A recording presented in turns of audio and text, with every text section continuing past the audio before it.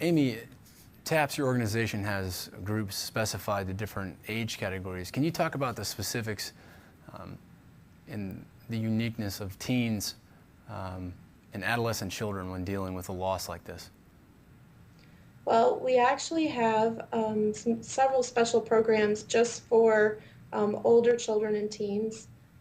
We have our Good Grief Camp for younger children. Older teens, we actually have a teen chat for them. At our Good Grief Camps, the teens actually have their own group. During our national Good Grief Camp, all of the children and teens who participate in that are actually paired up with a military mentor, and it's a 1-to-1 ratio. So we had 300 people here for just the Good Grief Camp over Memorial Day weekend, and we had to have 300 military mentors to work with all those teens and children one-on-one. And they often build a very special and tight bond with that person who's their mentor, and quite often that bond will last throughout the year. I actually just saw one of our families recently at an event, and the young girl was about to enter high school, and she talked to me about how she was still in touch with her mentor, how the mentor actually had invited her to come for the weekend and stay with their family, and were really just reaching out to her and spending time with her. And I think that was really appreciated by her mother and by the rest of her family. You know, seeing that here was this person who cared so much for their child, you know, that they wanted to be there to support them and help them. Yeah, it sounds like the events are definitely something that draws people in and makes them feel like they're part of a community.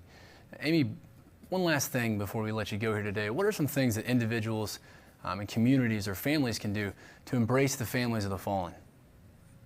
Well, I think there's a lot of people who want to help, and there's a lot of good ideas out there. One way they can do that is by visiting our websites and learning about our programs, learning about who we are, and asking how to help. I also think that if you want to donate money, you should be a smart giver. Find out if the organization is a registered 501c3. Find out if they have an annual audit, and ask questions about their programs and how they're managed. I think that's very important. And then in terms of how to support TAPS, people can go to our website, they can sign up to volunteer, they can also donate. We are part of the Combined Federal Campaign, which makes it very easy for people to donate to us financially. And there's also a lot of other opportunities where perhaps businesses have approached us, or there are opportunities to make purchases that will support organizations. Like, for example, we have Baghdad bracelets, which are actually bracelets that are made in Iraq, and they are sold here in the United States. And the proceeds from that actually support TAPS. Well, good, Amy. As always, we'll send people to our Solutions tab to find a link to your website, TAPS there. We want to thank you for being a part of the show today, lending your experience and advice, and for the work that you and your staff there are doing at TAPS to bring people together in the wake of such tragedies. Thank you. Thank you. Take care, Amy. Thanks. So guys, can I show you a picture? If I hold it up? What was that, Amy? One more time? Can I show you guys a picture if I hold it up? Sure. Yes. Yeah. I just wanted to show you. This is actually me with my siblings. Okay. This is the last time we were all together, all four of us.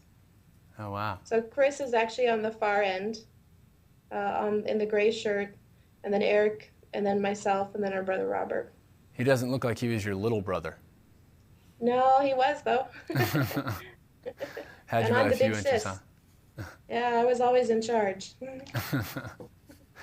Still am. Yeah, how did the rest of your family deal with the loss of your brother? I think it's been really hard for everybody. I think a lot of people don't realize that this kind of loss is kind of like having a nuclear bomb go off in your family. It changes pretty much everything about your family, from the way you relate to your parents, because you're always concerned for them, to the way they relate to you, to how you experience the holidays. Like, for example, my mother could not hang up stockings this year for Christmas. because it was just too hard to put them up there in a row and to realize that one either was going to have to be missing or was just going to have to hang there and have no one pick it up. Um, and so, a lot of things about your life does change. And I think a lot of times people don't realize that, how much part of your view of yourself is tied into your family. Yeah.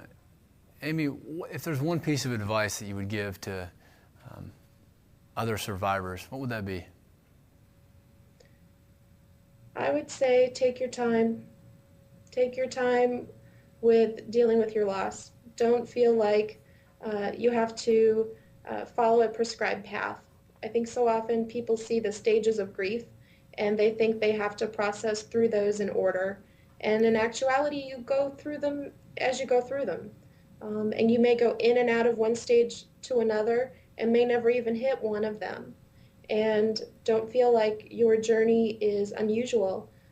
They're all different and they're all unique. All right, Amy. Well, thank you for your depth of experience and advice here. And good luck with your work there at TAPS. And thank you for what you're doing. Thank you. Take care.